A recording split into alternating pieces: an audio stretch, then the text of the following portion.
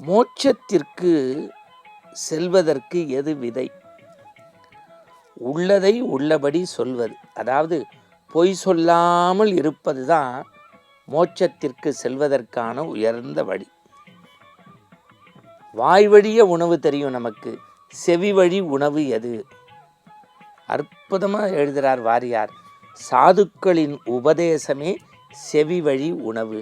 அதனால்தான் செல்வத்துள் செல்வம் செவிச்செல்வம் அச்செல்வம் செல்வத்துள் எல்லாம் தலைன்னா. இப்போ திருமூலர்கிட்ட கேட்குறாங்க, சிறந்த மருந்து எதுன்னு. இறை நம்பிக்கையே சிறந்த மருந்து. விதியை வெல்லுவும் வழி எது?